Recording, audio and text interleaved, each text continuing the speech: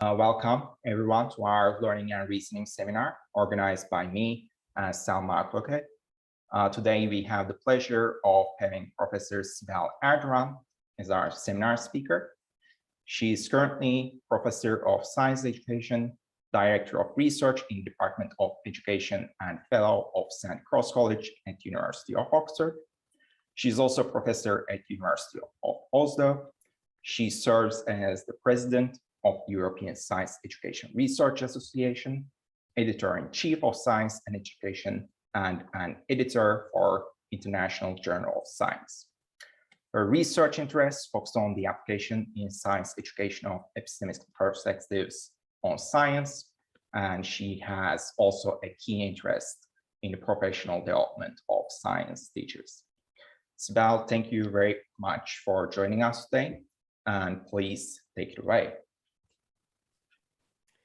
Thank you very much, Samir, for that kind introduction, and thank you everyone for coming and making the time to attend this seminar. It's a pleasure to be here, and I want to start by thanking Selma Koke for inviting me and for Samir for coordinating all the preparations for this seminar. I'm going to share my slides. You can see them, right?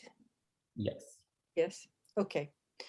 So I'm going to be talking about argumentation in the context of science and religion, and in particular religious education in the context of England. And I will explain what that means later on.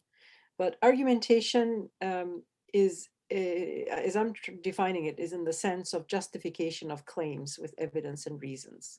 So it's not about, this is not about argumentation between science and religion or a debate or conflict. It's about how claims are justified in scientific knowledge and in respect to religious claims. As Samir indicated, I come from a science education background, and I conduct school-based research with in classrooms with teachers and students. So I want to highlight how argumentation in science and religious education in the context of English schools, what's going on in this area and how do they compare. And I think often there is a key conflict presented between science and religion, and in particular in terms of evidence and use of evidence and justification of claims. So it's a key question to ask about how argumentation may compare in science and religion. So the work that I'm going to be reporting, the empirical aspects, will be driven from a 3-year project that we've had that was funded by the Templeton World Charity Foundation, and it's called the Oxford Argumentation in Religion and Science Project. So I'm going to start with a rationale for infusing argumentation in science and religious education and teaching and learning, and then talk about this project. And in particular, I will briefly highlight some of the empirical work that we have done in terms of document analysis in the context of curricula in science and religious education in English schools. And I will describe how we have worked with science and religious education teachers through professional development, and then illustrate the impact on them, on the teachers, as well as the pupils. So some of the research that we have conducted with teachers and students, and then offer some implications and conclusions. So again, I'm talking about a particular definition about argumentation, which is the ability to coordinate knowledge and reaching justified conclusions.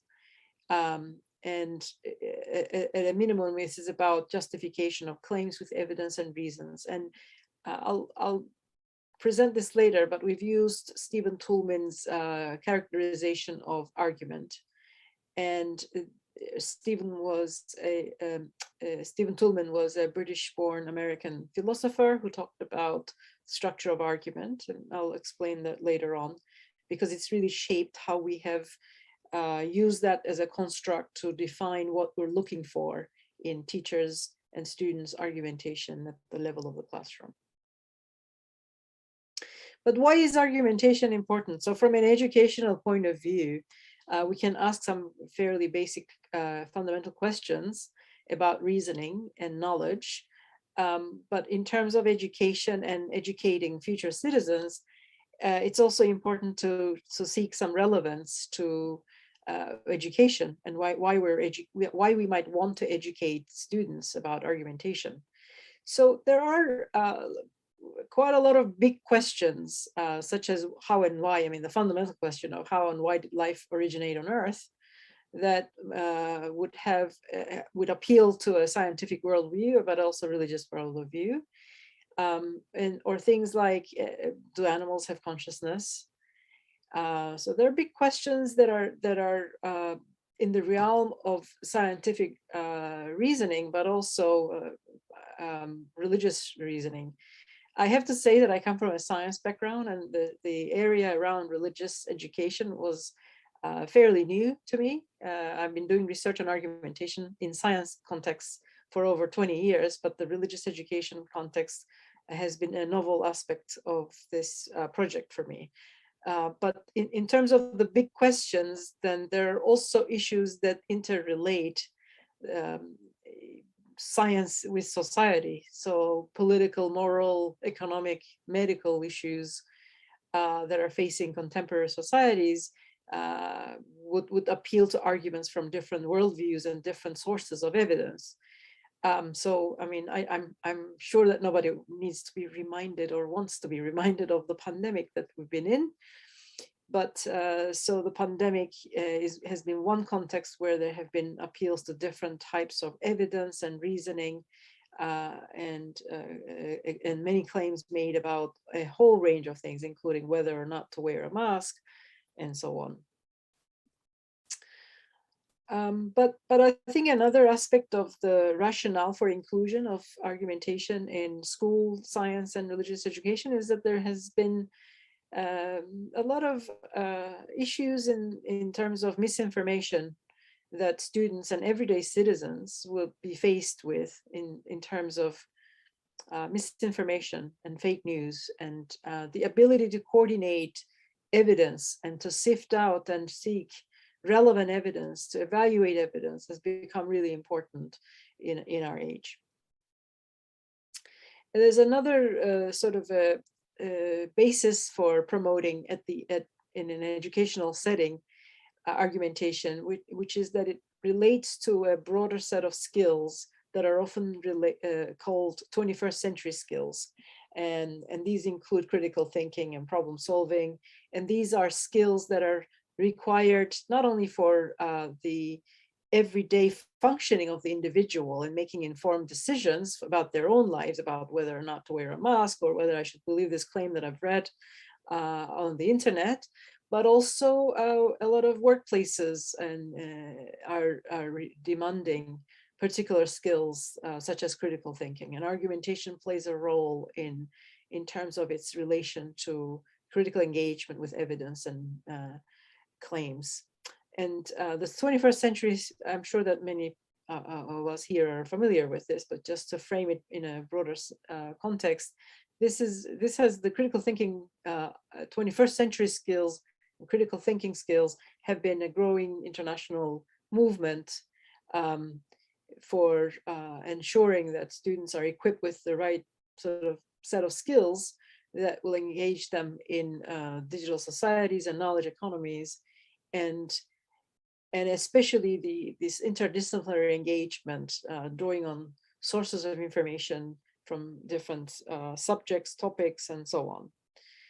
And I came across this issue about the pandemic and interdisciplinary problem solving in the context of the pandemic, where in Germany, in a state in Germany, an equivalent group of what we had in the UK as SAGE, the expert group, had a series of experts in other disciplines: scientists, public health professionals, philosophers, historians, theologians, jurists, and they all contributed to the dealings of advice given to the public. And among all this, I found I mean, it's curious that they were philosophers, and apparently they were given a particular task of asking difficult questions that nobody else may think about in that context. So the notion of interdisciplinarity and cross-subject and cross-domain input into problem solving has become quite important in everyday affairs. And so it's really in this sort of spirit that we've sort of made an entrance into this area of research. I mentioned earlier that we've used Toulmin's framework in defining and characterizing what we mean by argument in this project. And what you see on the right-hand side is the scheme that highlights the key components of an argument according to Toulmin. So these are claim, data, warrant, backing, rebuttal, qualifier. I don't have time to go through all the details, but just very, very briefly, claims are the key conclusions that we're making about a particular phenomenon, and data are particular pieces of evidence that we're appealing to. Warrants and backings are different aspects of justifications. Backings are more theoretical. Warrants are sort of links between the data and the claims. Rebuttals are the opposing conditions under which the claim wouldn't be true, so you're anticipating opposition. And qualifiers are particular conditions under which the main conclusion would be true.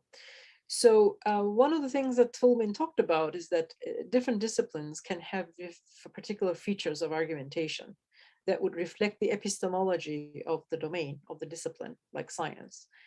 And in particular, the backings, the theoretical statements would be fairly particular to the specific science. So you can construct an argument from an everyday example here, but in terms of a scientific argument, the theoretical backings, for example, backings of using atomic theory would be would distinguish the particular nature of the argument.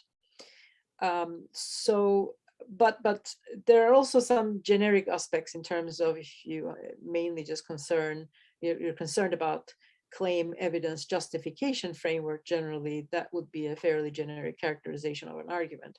So he talked about field dependent and field independent features of argument. And so to highlight that the different domains may have different ways of characterizing arguments. And we thought that this might suit the context that we're in terms of argumentation in science and religious education. So the project, the school-based project that we've had consisted of a team of colleagues who are science educators. So they're doing research in science education. Also teacher educators. So they're involved in teacher education of future and current teachers, professional development of current teachers and training of new teachers. We also had a similar sort of expertise in the team in terms of religious education. Now, in the context of England, religious education can have very different characterizations. In many comprehensive schools, this is a subject that is equivalent to the social studies of religion. So it's not about indoctrination into a particular religion, but it's about the social, historical, sociological, cultural aspects of different world religions. So there's a portrayal of the different religions that can be communicated to the students. But I will refer to the curriculum to set the scene about what this actually means in the context of schools as well.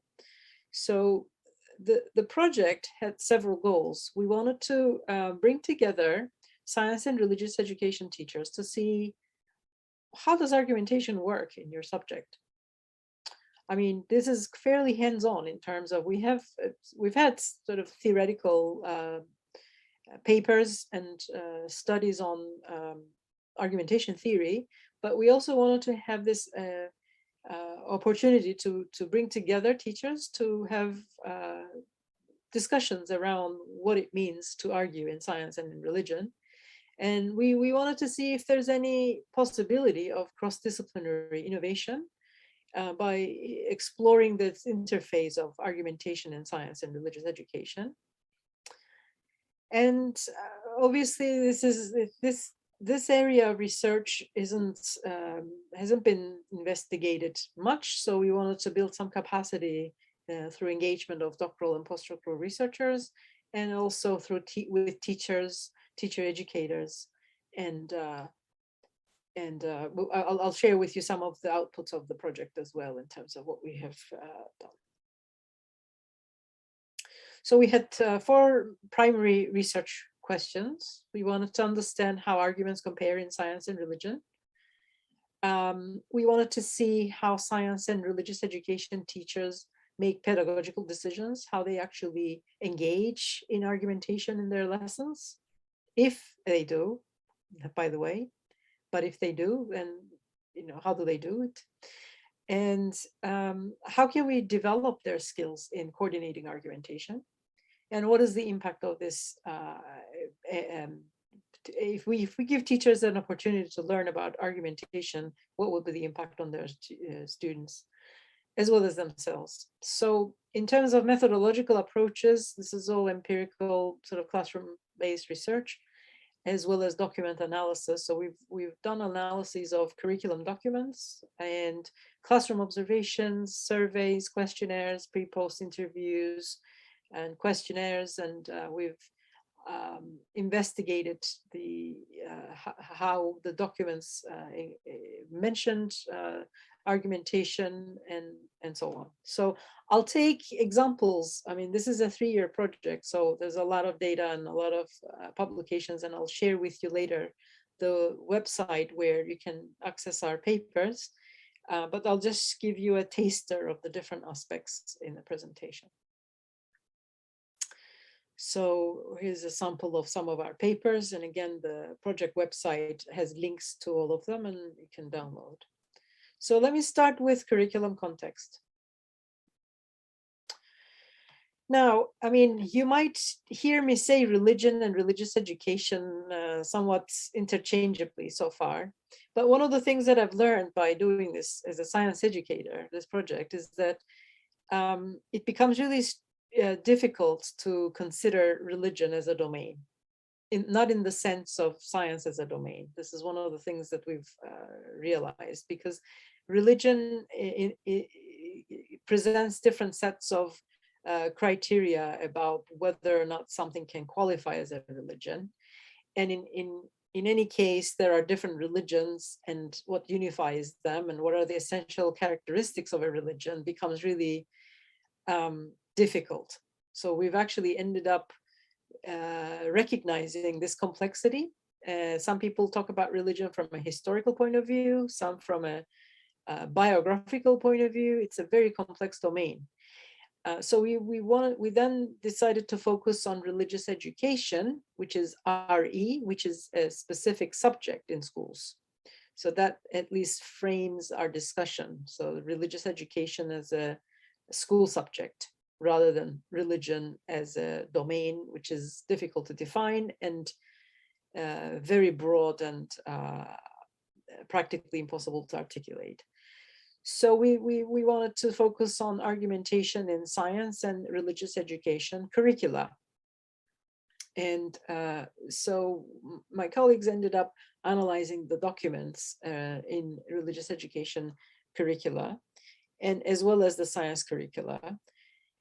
Now, in terms of Oxfordshire syllabus, I should say there are something like 150 different syllabi in the UK on religious education. Different regions have different syllabi. So Oxfordshire Agreed syllabi has a set of statements in it, and you can also see examples from the Leicestershire Agreed syllabus. Depending on the region and the locally agreed, these are called locally agreed syllabi, there might be differences in terms of which religions get highlighted more or less. For example, Hinduism is highlighted to a higher extent in some regions than others. But anyhow, so my colleagues looked at these documents and tried to identify excerpts that had some semblance of a definition of an argument. So you can see in some cases, there would be an explicit reference to an argument. So for example, Oxford's Agreed syllabus has a specific reference saying formulate reasoned opinions and arguments in relation to controversial issues and truth. And in other cases, and then similarly, Leicestershire syllabus would have given account of God's existence using a rational argument.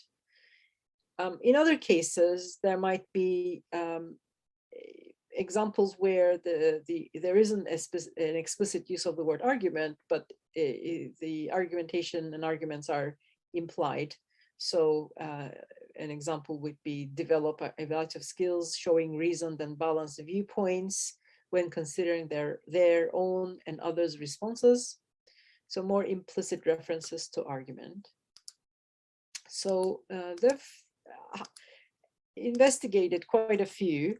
And I mean, in this case, you can see in the Oxfordshire Agreed Syllabus, there were 16 references, implicit and explicit, to argumentation, and 82 in the Leicestershire Agreed Syllabus. So there's quite a lot of sort of references in the RE syllabi. We looked at the same age group, Key Stage 3 syllabi on science.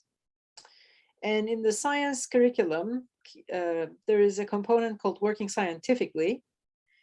And within that component, there are implicit statements such as present reasoned explanations, including explaining data in relation to predictions and hypotheses, evaluate data, showing awareness of potential sources of random and symptomatic error.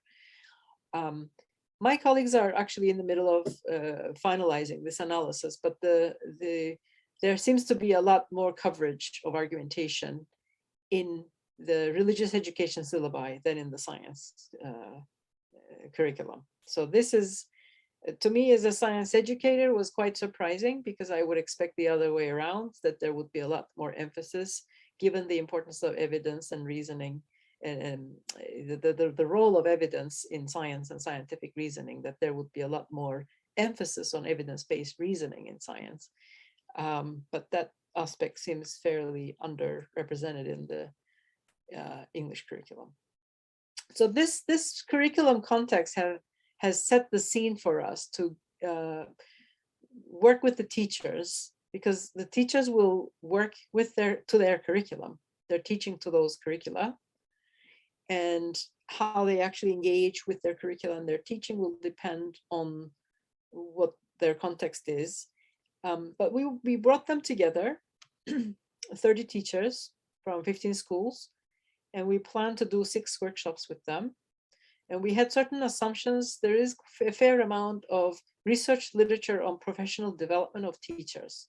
So how do you learn to become a teacher? How do you learn to improve your teaching? What are the strategies that work for teachers to improve their understanding of argument, for example? And there are certain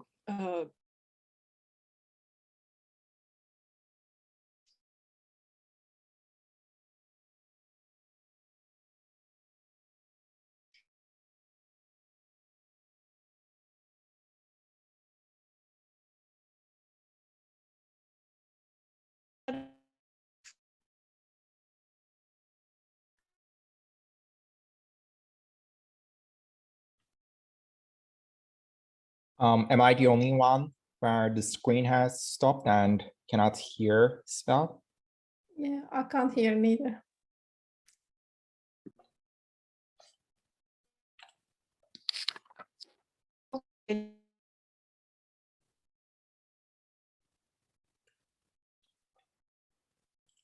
I think she is. We have lost the connection, I guess. I can imagine Sibel is going to try to connect. I will send an email now.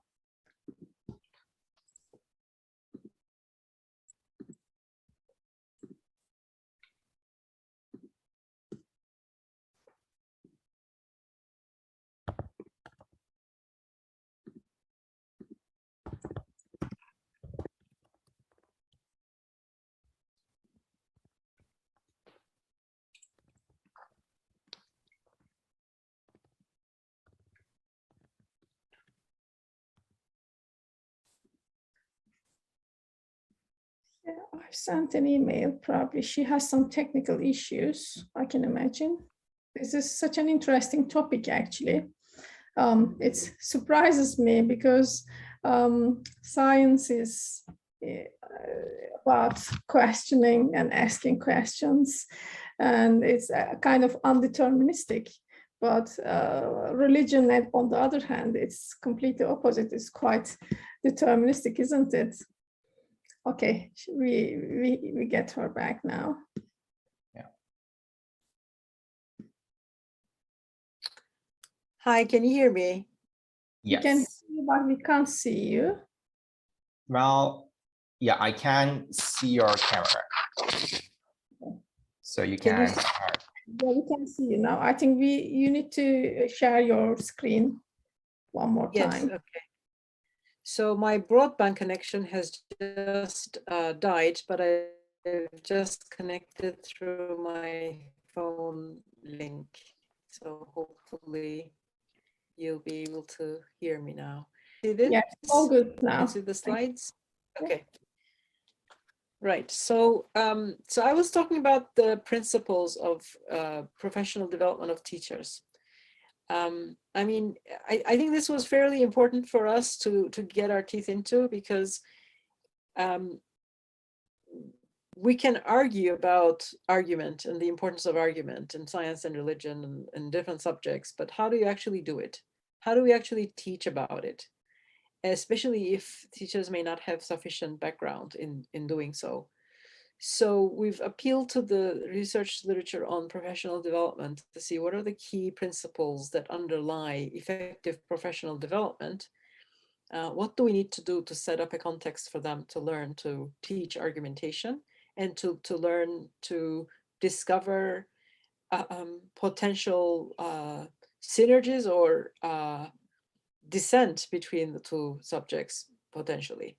So these were some of the principles that we recognized that the teachers would be probably learning something new, and that they would have to have being immersed in a particular culture of schools, and we would promote their collaborative learning. We've been modeling communication. Teachers are very busy.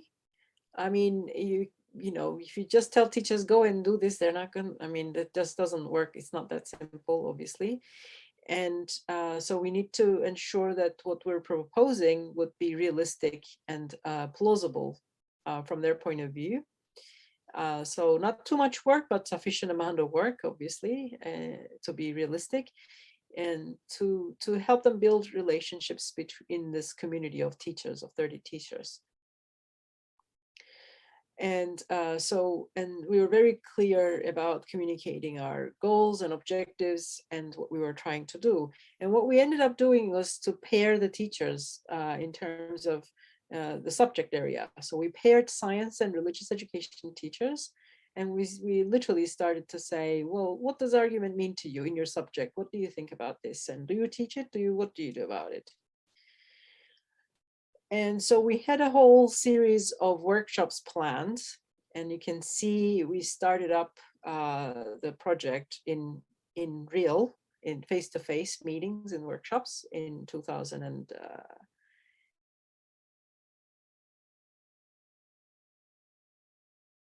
and then we hit, sorry, 2019, and we hit the pandemic subsequently. We had particular goals for each workshop on what we're aiming to do. And in between the workshops, the teachers had particular tasks. So it was a very well thought through and justified professional development agenda, where they would explore similarities and differences, thinking skills, because that language appealed more to the teachers. And what actually ended up happening in practice was that we ended up having COVID, and we ended up switching to online CPD, continuing professional development workshops. And this also severely affected, obviously, our school-based research, particularly in terms of the students side of things, because we couldn't, as you remember, this is sort of like leading on to early 2000s, 2020, I mean, there were school closures, we couldn't actually get to schools and so on. But we tried to collect as much data as possible, but the project has been caught in the midst of the onset of the pandemic. But at the onset of the project in 2019, we had school-based mentoring of the teachers as well, to see how we could mediate from the university point of view, their collaboration in schools. So we had team members going into schools and sitting down with teachers and supporting them to investigate a particular aspect of their teaching of argumentation. And there were different, so the teachers were at their own, I mean, they were free to choose whichever way they wanted to collaborate. So of the project itself, we didn't impose the nature of the collaboration. We told them just find a way to collaborate, basically. And so there were different modes of collaboration. So some co-planned and co-taught the lessons, and some just planned the lessons separately and found complementary ways to discuss between themselves. So there was a variation in the way that the teachers collaborated. And I think that's just how things are. I mean, this is one of the things about sort of ensuring that teachers engage in professional development in the way that they feel comfortable and would like to, and their engagement is relative to their needs and ways of working. So we were very mindful of working from their point of view, perspective taking from their point of view, and working with what works for them, rather than us having, I mean, we had general principles, but in terms of the actual how it materialized, the teachers were driving the professional development agenda. In terms of the resources that they produced, they would, they might have produced a lesson activity together, and they would literally get into the classroom together and teach it together, and they would be doing different aspects of science and religious education in the same lesson. Or they could do this separately. I mean, either they co-planned and co-taught together, or they could just plan a lesson and integrate the activity to their own lesson and make links to the other subject in their lesson. So this is one example of an activity where, for example, the teachers found this PEE framework: make your point, give your evidence, explain your evidence using scientific explanations. So they had a shorthand of P, which they adopted to work in both science and religious education lessons. So you can see examples of, like in science context, there was a TBAG investigation where the students were provided with this framework to structure their argument in a more sort of structured way. And similarly, in the RE context, there was a similar structure. And then they also had an example where they would mix the two, where they would have a joint assignment in some cases, and the assignments themselves were graded between both teachers. And they specified for marking purposes the science criteria and the RS, religious studies criteria.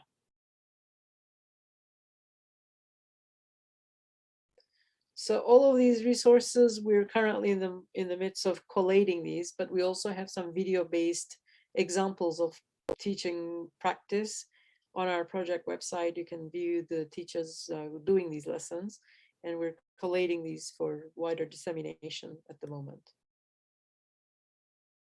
So let's focus on the research findings, starting with the teachers first.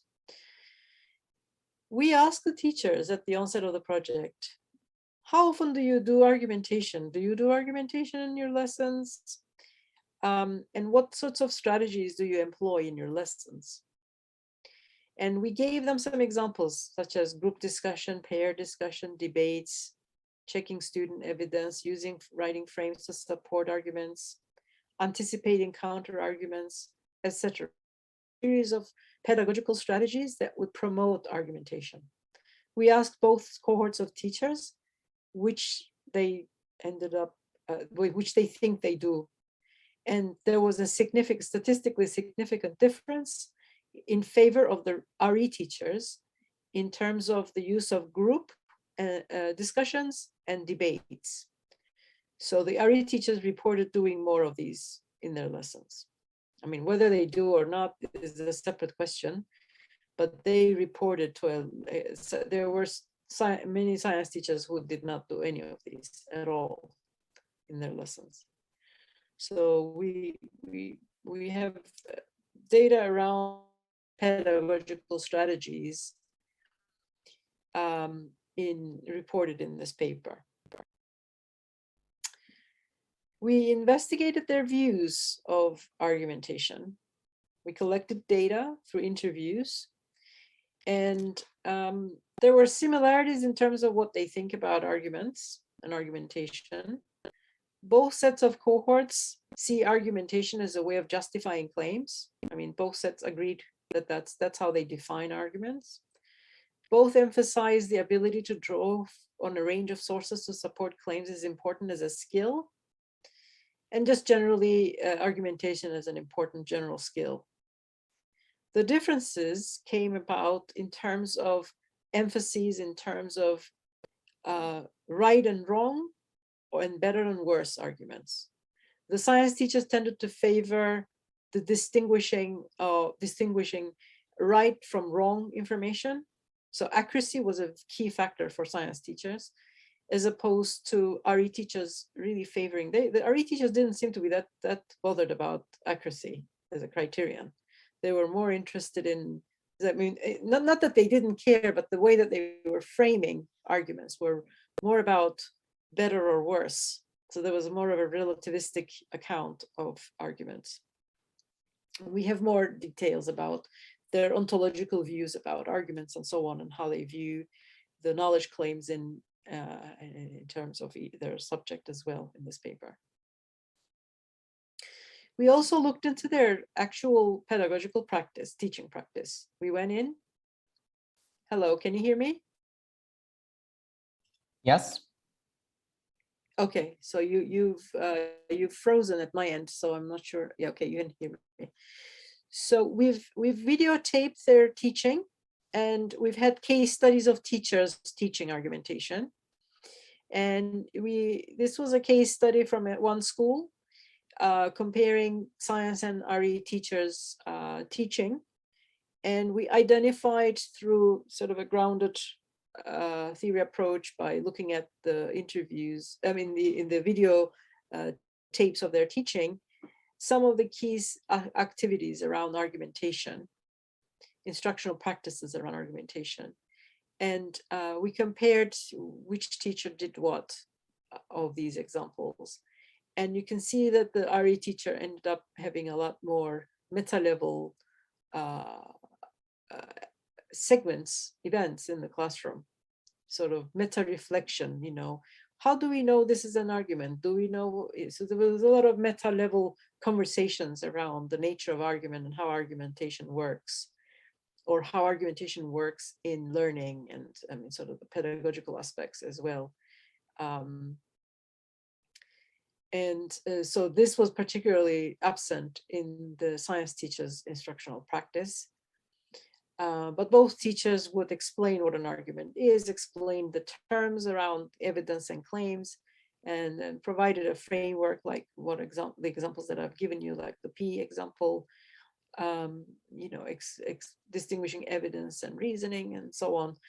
So this was also quite, from a science education point of view, I have been really surprised about these findings, because as a science educator, I would have again expected a lot more engagement with very explicit discussions on what counts as evidence, what are the, how do we know?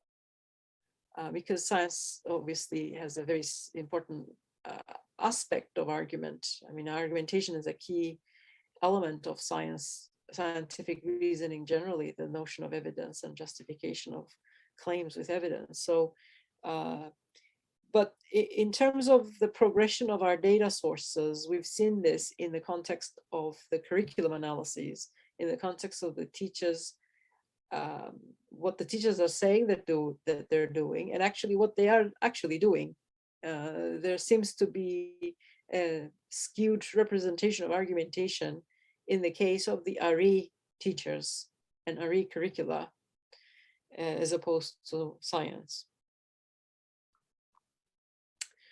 We've interviewed the pairs of teachers, the pairs who have collaborated, and there's a paper on this one as well. They mostly appreciated the collaboration, even though they also could see that there are differences in how they're approaching argumentation.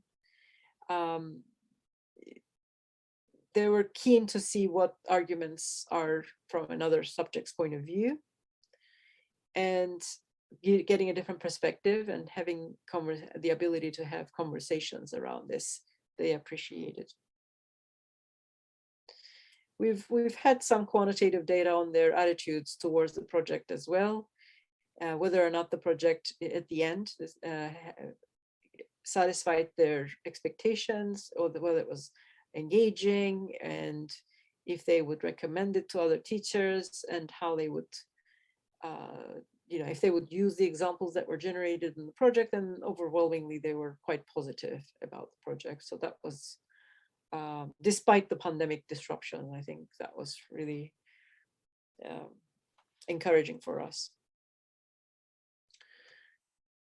So let me just turn to the pupils. So in terms of looking at outcomes, we've generated research tools that would look at the students' argumentation in the different contexts, but keeping the structure of an argument fairly uniform, so we could have cross-subject comparison.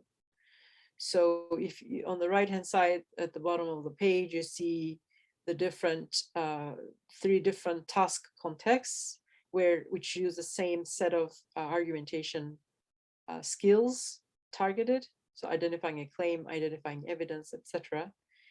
And situated within 3 different tasks, an exclusive RE task, exclusive science task, and a combined task.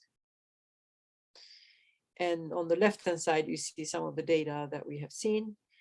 One of the outcomes is that the students actually, in both contexts, in all contexts, the students were quite good at identifying claims and evidence.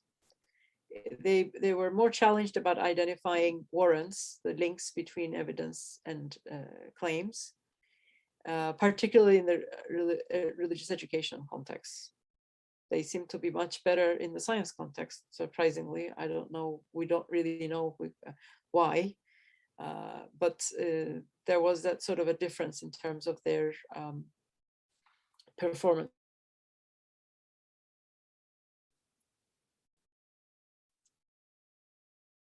We also gave the students another task where they were evaluating particular claims about one of the big questions about evolution versus creation.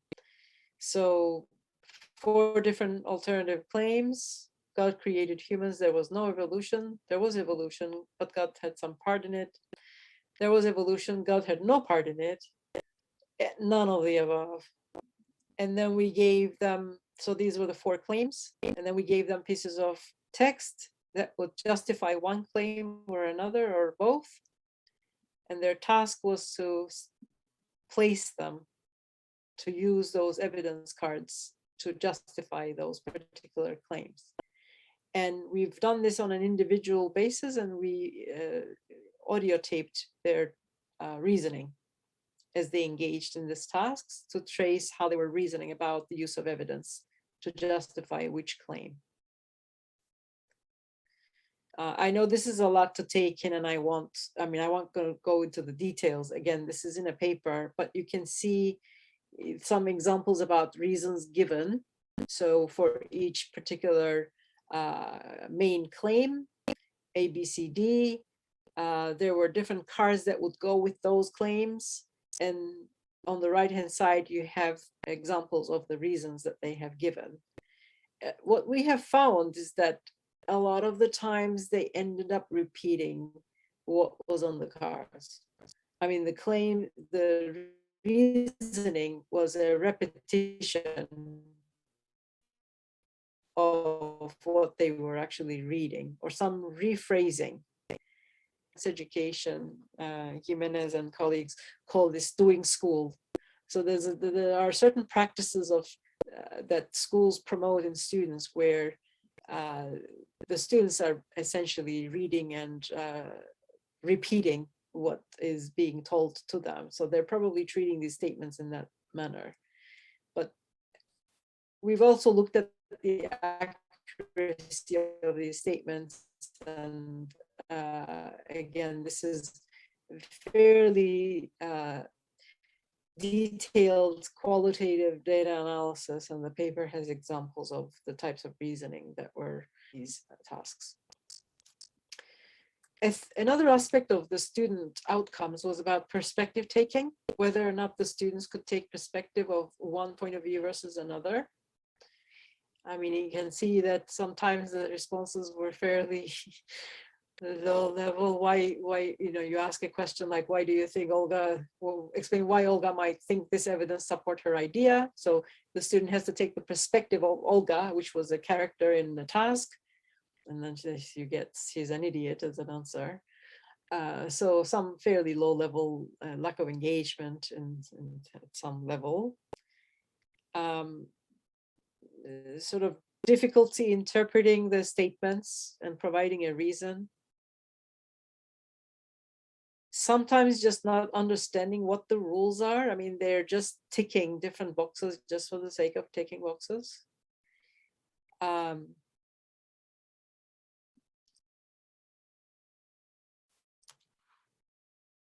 In some cases, there were agreements with particular claims, even though another character in the task might have a stronger point. I mean, they would say things like this, Abdul has a stronger point, but I agree with Miriam. So I think this is really interesting in terms of everyday reasoning, in particular in the case of the pandemic. I think we've seen many examples of this type of reasoning, where you might actually agree that there is scientific evidence on X, but you're not going to side with it. You stick with your own point of view, or you agree with another point of view that isn't supported by evidence. So in terms of the of the project, again, there was a majority were pleased with what happened in the project. And they seem to enjoy sort of the interlinking of the two subjects in this context. And relative to what they had learned previously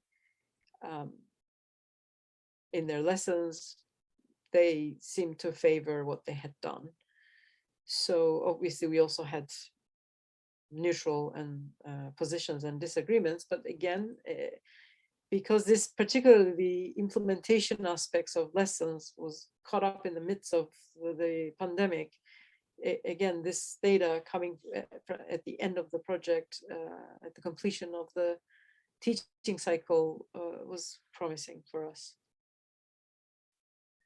So let me just summarize some of the key findings. One of the things we wanted to do in this project was to bring together the teachers in both subjects and to see how collaboration can be fostered. Collaboration doesn't mean that all science teachers need to agree with all the religious claims.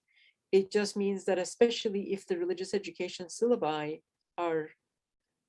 they are replete, I mean, with so many references to argumentation, there is a role to play for the religious education teachers to work with science teachers to engage in argumentation.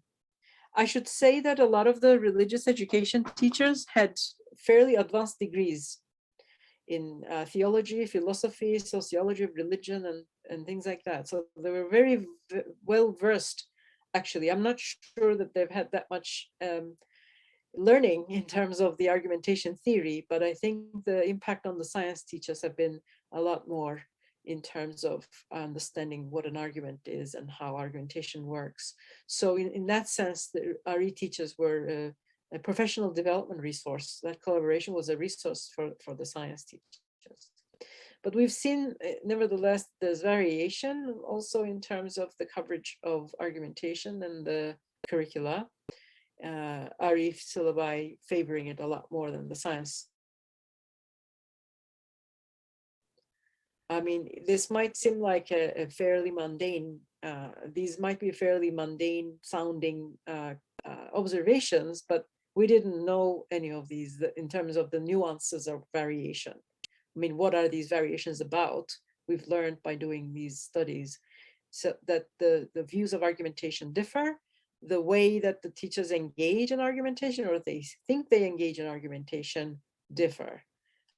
Again, favoring the RE teachers in terms of the frequency of their use of argumentation pedagogical strategies.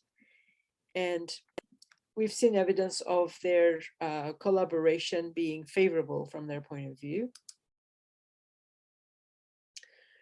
We've had examples of student impact on students in terms of perspective taking and argumentation in different contexts and mixed contexts, as well as in the context of big questions such as evolution and creationism.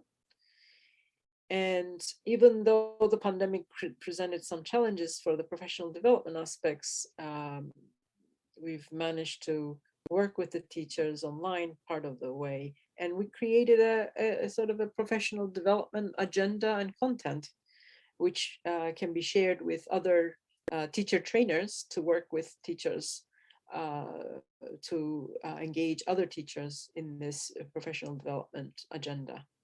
So overall, there was positive reception by the teachers and the students, and the surveys demonstrated a positive attitude to the project. And we obviously hope that there would be sustained engagement further on. I should say that some of our work has been taken up by Ofsted policies. Well, meaning we had a reference to some of our project work in a footnote in Ofsted's policy documents, but it's nice to see that sort of impact nationally in England to be recognized by the policy circles, because it means that we might have some of our findings from our research may have impact on policy. And apart from our research publications, we've generated practitioner and public-oriented resources and dissemination activities. Again, I'll share with you the link to the website, where you can look at these. We've had blogs and articles for teachers and the general public and so on. So I started up the presentation talking about our misinformation age and the age of uncertainty and the difficulty with teasing out evidence and justification and information. So this was our way of dealing with, in a very concrete way, with teachers and students in schools in Oxfordshire to see what can be done in a cross-subject manner to foster teachers and students' skills in argumentation, recognizing that a lot of these skills are needed in contemporary societies that draw on a range of dimensions So we are in an age where we're appealing to different sources of information, and to be able to tease out what counts as an argument, what counts as evidence in this domain versus another becomes an important skill. So that provided the justification for us to pursue this combination of science and religious education. And we thought that argumentation can help navigate in a productive way the issue of complexity of information, and in developing evidence-based reasoning, recognizing limitations and strengths of evidence in either area, and carried out school-based research and to mediate the pedagogy and teaching and learning.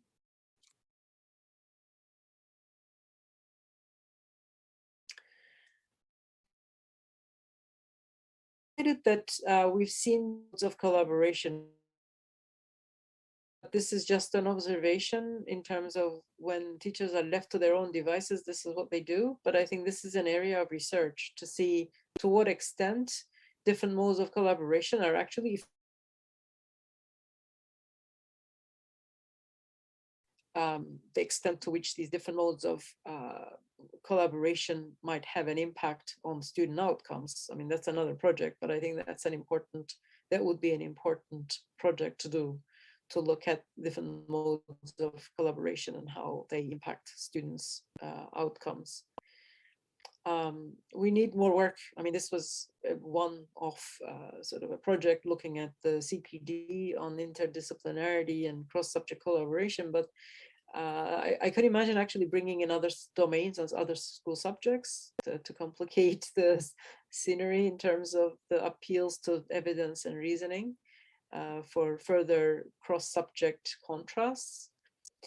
And I mean, we've seen some impact of our work on policy, but I think we need to engage more stakeholders, particularly assessment designers, evaluation professionals, because you know, if you talk to teachers, they might recognize some of the innovations that we do in education, but unless this is part of the assessment regimen, they're not willing to implement new innovations in their lessons often, because they have very restricted timeframes for their teaching, and they get assessed on the basis of how their students are doing in national high stakes examinations, GCSEs. So having an element of an assessment component in future research and policy would be really critical if this is going to be a real change to infuse argumentation and in, you know, beyond just a collaboration between the teachers. I should say, I mean, as a side note here, that the RE examination boards, because argumentation is such an important aspect of their syllabi, they already have assessments dedicated specifically to argumentation, but not science. Again, I'm just like I'm just really surprised every time I come across this as a science educator, that we are doing such a minimal we have such minimal engagement with evidence in science education. So this is the website, oarseducation.com, if you wanted to look at our resources, and we are on social media as well, if you wanted to follow our work. So I'm going to stop there and turn to your questions and comments. Thank you very much for listening, and thanks for bearing with me with my internet connection problems. Thank you for great talk, Sibel, and thanks everyone for their patience through the connection issues. I hope everyone was able to follow the talk.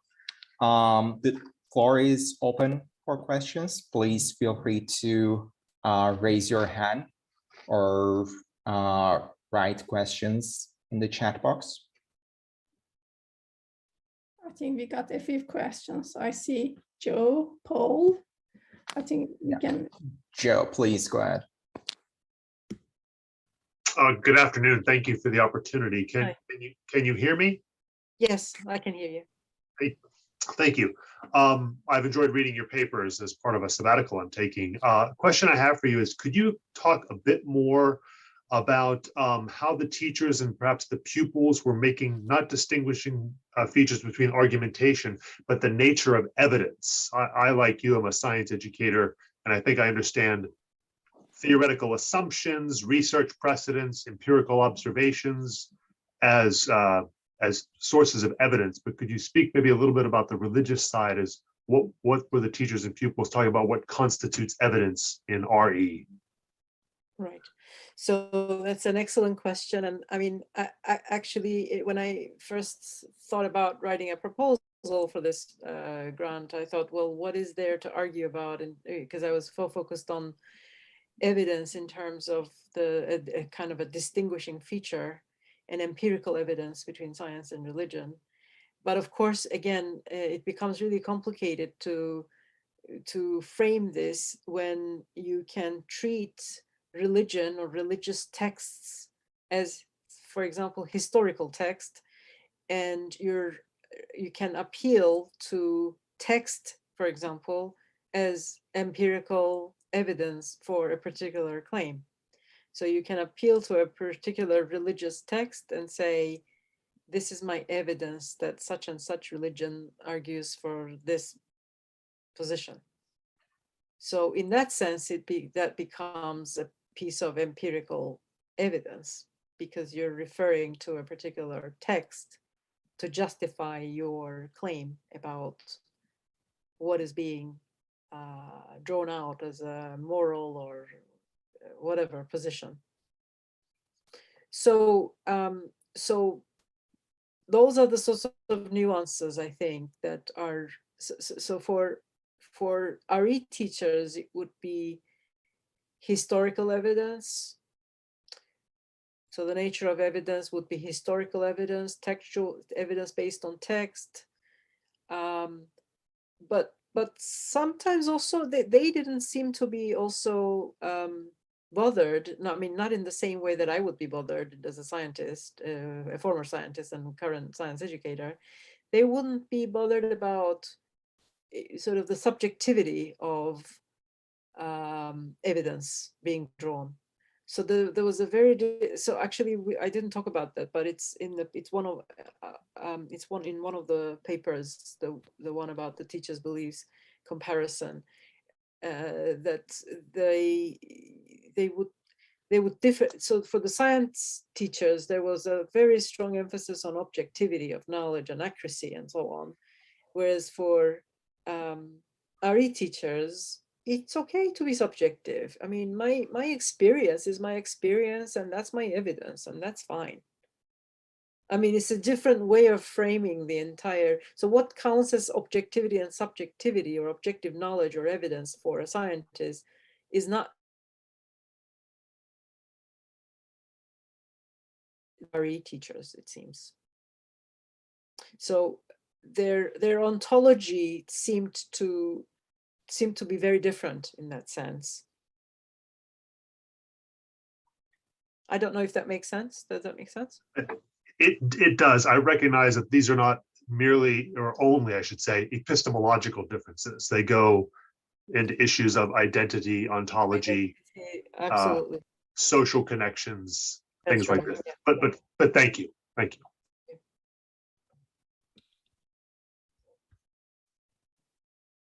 Please go ahead, Paul.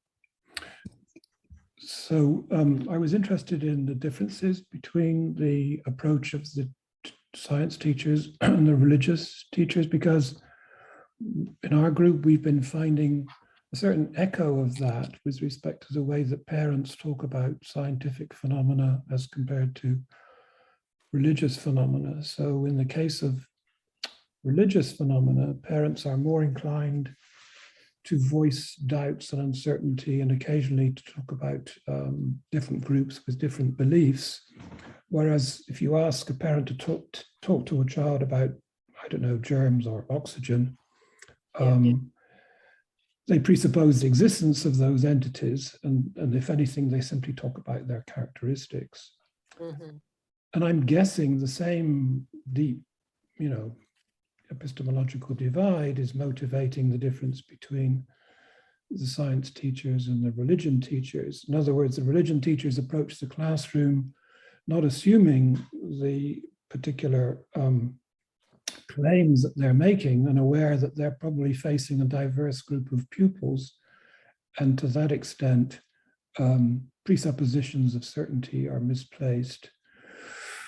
So I guess the thing I would mention then in flowing on from that is that perhaps one way, you said that the science teachers are fairly frequently resort to argument, or that seems to be a more frequent theme in their curriculum.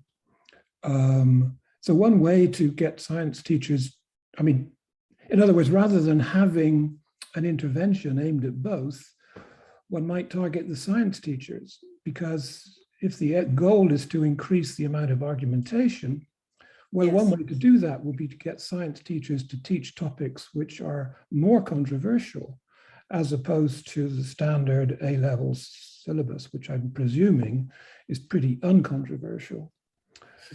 So I'm advocating leaving the religious teachers to do their job and just targeting the science teachers. That's possible. I think what is, absolutely.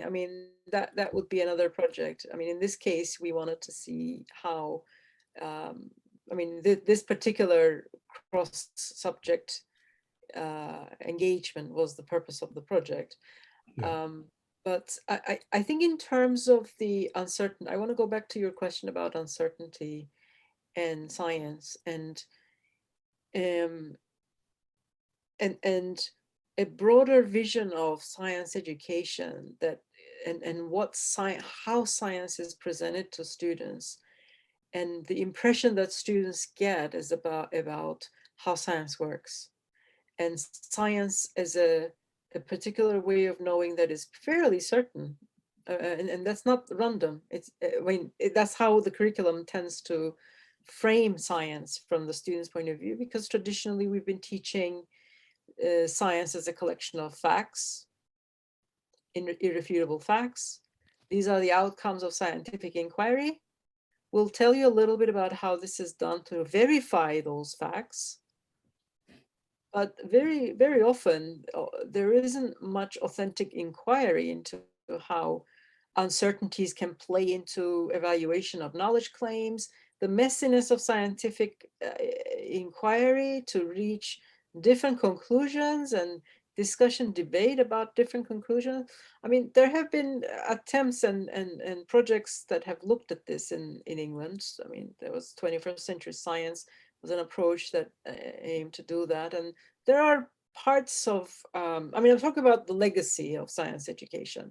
There are good examples where this sort of thing has happened, and situating science in context, dealing with controversial issues, ethical issues in relation to science. So there are pockets of work and aspects of the curriculum that deal with this, but it's a long sort of history of prioritizing certainty of science by delivering conclusions and the what of science rather than the how or the why, and enculturating students into this mindset to expect science to work in a certain way.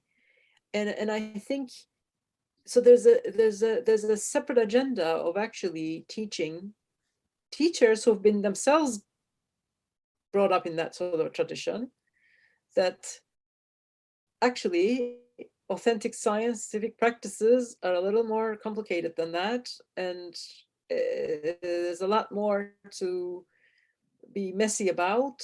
And in that sense, the type of reasoning, the messiness of reasoning, can be quite similar to other subjects. In that sense of uncertainty. And so seeing that example of another subject is one way that can, may get teachers to appreciate the uncertainty of science. But Yeah, I agree. I think that would be useful to do as well. Thanks.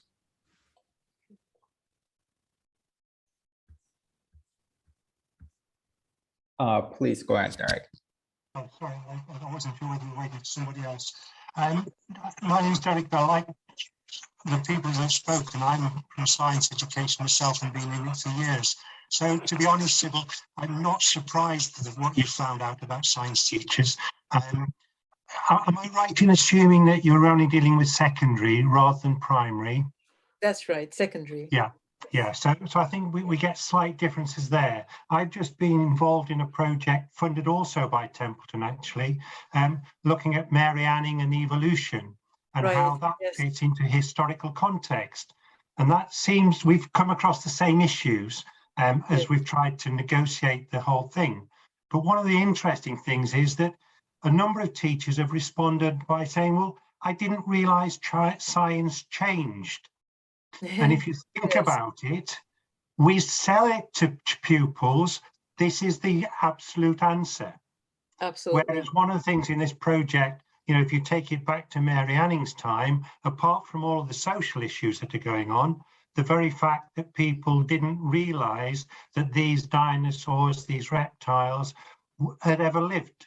And all of a sudden, we now know even more about them. So one of the things about understanding science is that it does change. The arguments are still there. They're all so messy, but at the end, we come out with something which can be relied on in some respects. So I think one of the things that I always wonder about is not just about evidence and the nature of evidence, but how we use evidence. And some of the historians we've been talking to, they say, well, one of the things they do with the evidence is they acknowledge their subjectivity. We're doing it from this perspective, whereas Yes. scientists do try to be objective, but I know a lot of scientists who are very subjective about the way they interpret results. So we have to understand that as well. And I could go on for hours and hours, and I'm sure you could. So just a couple of points to be considered. Thank you very much. Yeah, no, I absolutely agree with everything you've just said. I mean, this is, we have a lot of work to do in terms of science education. And I think that what this project told me, actually, it sort of makes you a little bit more humble in terms of recognizing some of the issues that other subjects that might traditionally be positioned in a particular way in terms of science, particularly with conflict with science, that there might be opportunities for cross-curricular collaboration in a nuanced way. I'm not suggesting that there should be imposition of in one way or another, but if there is something to be learned for the sake of coherence, also from the whole school point of view. So the students are coming from one lesson, going to another, and they go into one lesson, they learn about one aspect of evidence in one lesson and another. It's just not, isn't it nice that we can sort of think about cross-curricular aspects of the students and the teachers' experiences, and to tap into some features where teachers can collaborate and also differentiate. I mean, they can differentiate the nuances of their subjects as well. So that was also partly our overall objective in this project. Sian? Hi, thank you. Thank you for the wonderful talk, Professor Erduran. And my name is Ziying. I'm a postdoctoral fellow at Harvard Graduate School of Education. We also work on an argumentation project. So we found that an interesting phenomenon in counter-argument. So from 5th to 8th graders, about only 30% of students use counter-argument in their writing. So our topic was a school life topic. It's neither science or religion, but we just found this interesting phenomena that most students in their daily topic can state a claim or evidence for a topic. For example, should we use iPad in our school? but very few students, only about 30% of students stated counter arguments. So I noticed that we also used an adaptation of Tolman's model. So I was curious, in your project, did you observe any differences or similarities between science teachers and RE teachers in how they talk about counter argument, how they treat students' counter argument, or in their attitude or in their teaching performance or teaching the way of teaching? Thank you. Right. So thank you. That's really interesting. I mean, in some of our earlier work, we linked counter arguments to Tolman's Tolman's framework and rebuttals in particular.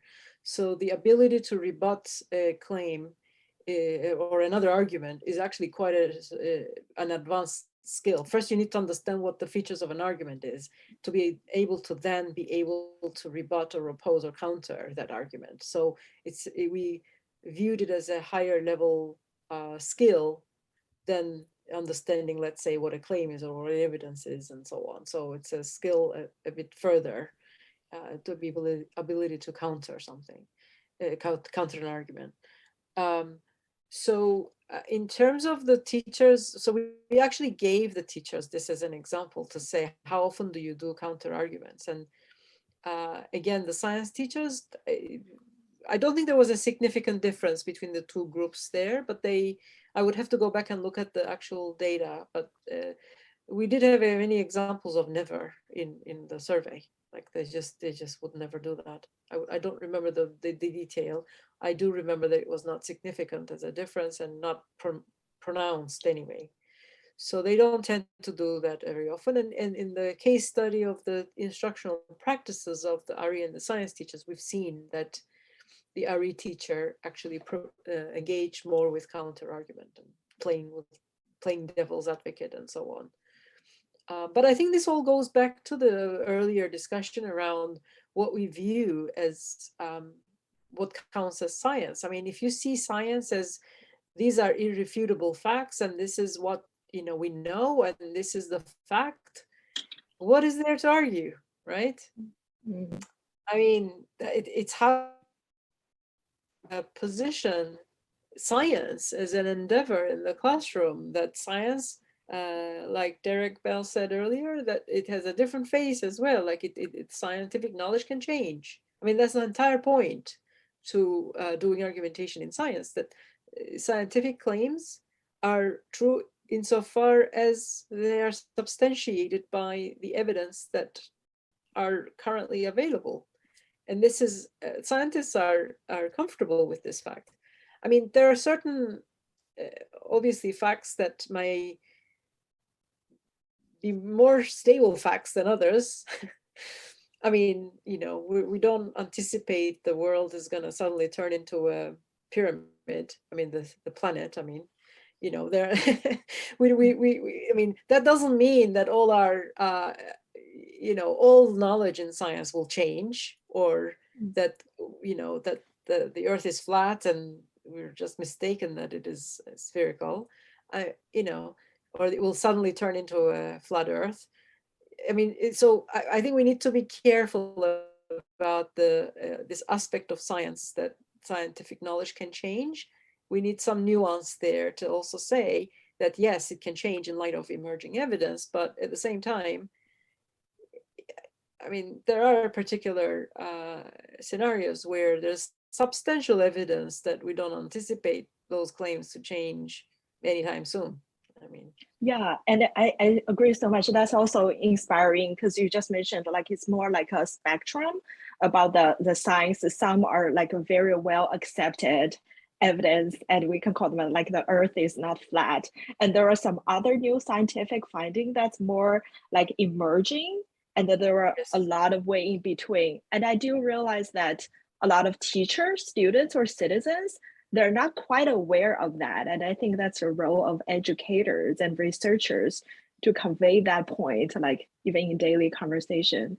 And I also realize it's interesting because so my field is language and literacy education. So our project involved a little more science project, but non-religion. I think it's interesting, just now you mentioned the religion teacher, RE teachers are sort of have that flexibility in counter arguments and some attitude people have about science education, or, oh, this is fact, this is science is a fact. I just found that very illuminating in this contrast. Again, so as a science educator, I would, and having been trained in science myself and worked as a scientist as well, I would have expected, I mean, you hope that there's evidence-based reasoning modeled in schools, but a lot of times there seems to be a lot of dogmatic information sharing in science, which is contrary to the nature of science. And one might expect that religious education would be dogmatic or something like that, but it may be in some context, but in the context that we've been investigating these questions, there seems to be a lot of open discussions and flexibility in discussions about different worldviews. And so I've been pleasantly surprised, I have to say, about how argumentation is situated in this subject. Yeah, so I think it's not, now it makes me think it's not some subject are more dogmatic or not, it's like the way of thinking you interact with this subject. Is it like dialogic or open That's to new right. evidence or not? Yes. Yeah, thank you. Thank you very much. I think we can take one last question, Samir. Yeah. One or two. Xavier, please go ahead. Thank you. Thank you, Sibel, for your very interesting talk. I'm a science education research in Ontario, Canada, at Brock University. I'm particularly interested in how the teachers that were part of the professional development project were motivated to get involved in the project. My work involves looking at interdisciplinary learning as it relates to sustainability in science education and moving the teachers beyond their silos, especially secondary teachers, is a tall task, and certainly something that I've struggled with over the years. Did you see any differences between the two groups of teachers with respect to their willingness to engage in interdisciplinary competencies like argumentation? I would call it more of a competency rather than a skill.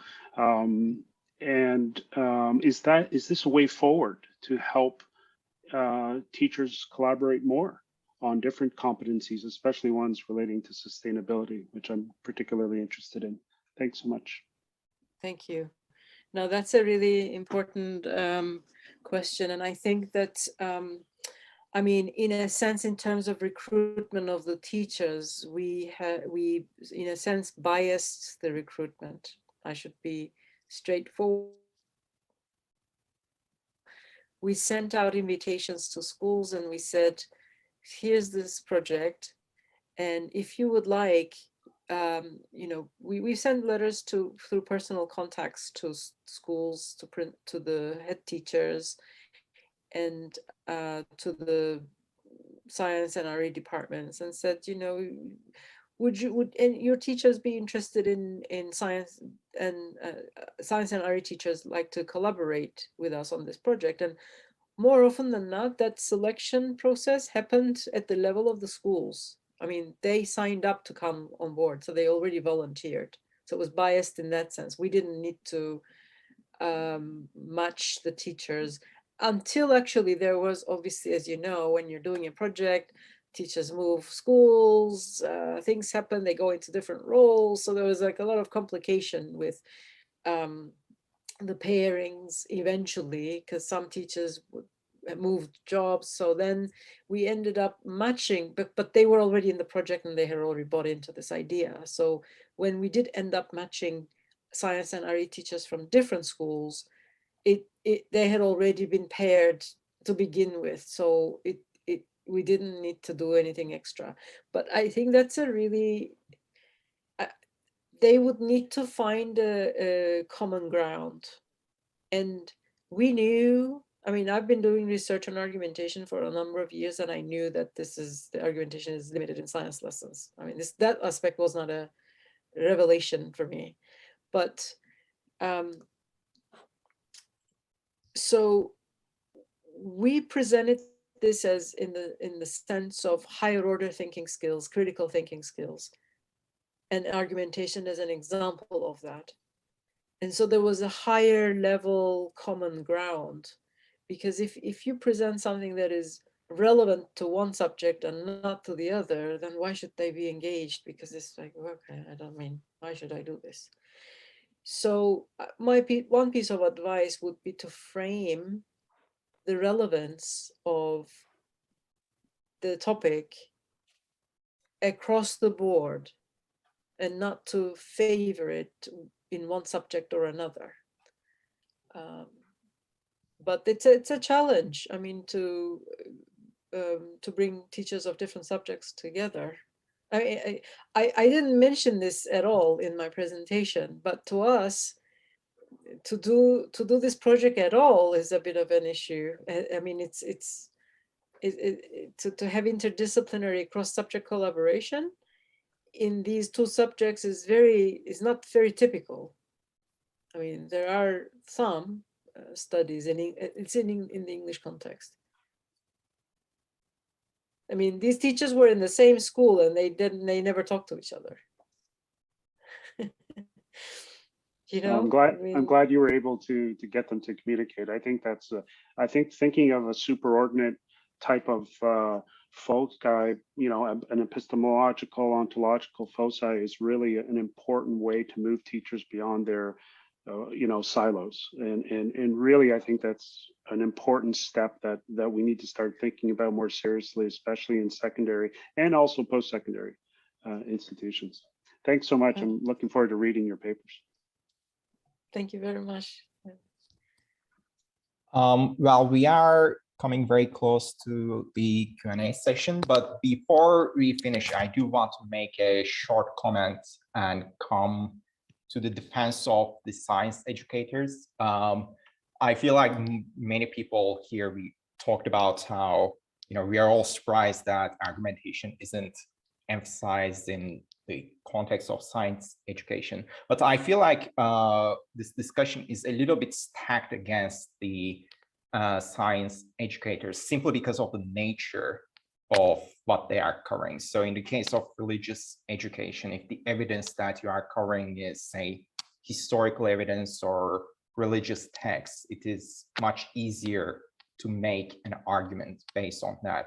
Whereas if you are a science educator and you are talking about, say, the gravity and the Newton's law of gravity, well, the counter argument to that is Einstein's theory of relativity, right? And to be able to discuss that in a classroom, or just, forget about discussing it, just even being able to explain that difference, I doubt that educators would even know difference, let alone explaining it in a simplified manner to the students. So I feel like there's this necessary focus on almost treating science as, like you said, a doctrine or a dogma, simply because they need to teach the content, and the ability to discuss the details and make evidence-based arguments require a very high level of expertise.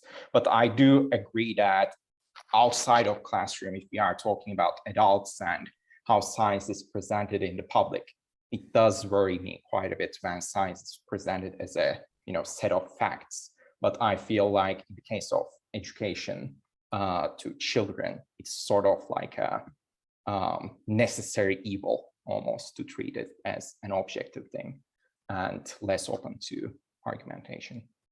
Mm-hmm. Yeah, I mean, I'm not, I'm presenting what we've observed, really. It's not so much about, but there is a tradition of favoring factual knowledge and not questioning that factual knowledge to the point of unpacking and deconstructing its evidentiary basis and reasoning patterns and so on. So it's the teachers are just finding themselves in that tradition, and they get educated in that tradition, not still. So it's no surprise really that this is the sort of thing that we see, because that's just the norm and the culture of science education and science teacher education. So, and I agree with you that in quite a lot of instances, the domain knowledge can be quite complex to be able to engage in argumentation. I mean, in fact, we did one study some years ago where we compared scientific versus socio-scientific issues and the quality of arguments in both contexts. And the quality of argumentation was higher in the socio-scientific context as compared to scientific context. And it's because the scientific concepts are, I mean, you need to understand the science, you need content to be able to argue with, you need some content to argue with. And if you don't understand that content, how are you going to argue with it? Right. So it doesn't matter that the components of an argument getting around the key issues being discussed. And so so science presents more challenges in a certain, I mean, in that sort of way as well, that may not be the case in RE, but I'm not sure. I mean, I'm just speculating here because I don't think I mean, we would have to look into how understanding works, conceptual understanding works in RE topics. And I'm not, that's not my area. So I don't know. Right. Like, we would have to compare and contrast cognitive demand and conceptual understanding of an RE topic versus a science topic and do a proper sort of empirical study to be able to say that. But it's, at least in the sense of, but we have done that contrast with socio-scientific issues, so science in context versus pure science argumentation. So there we've seen a difference, but yeah. Yeah, that doesn't surprise me. And thank you for the presentation again. It was very interesting, and thanks everyone for joining us and having this lively discussion. Thank you very much for inviting me and all your thoughtful questions. Very stimulating discussion. Thank you. Thank you very much. It was very interesting. We hope to see you again. Thanks for making the time. Yes. Well, have a good evening, good morning, good evening, good afternoon, everyone. Goodbye. Bye-bye.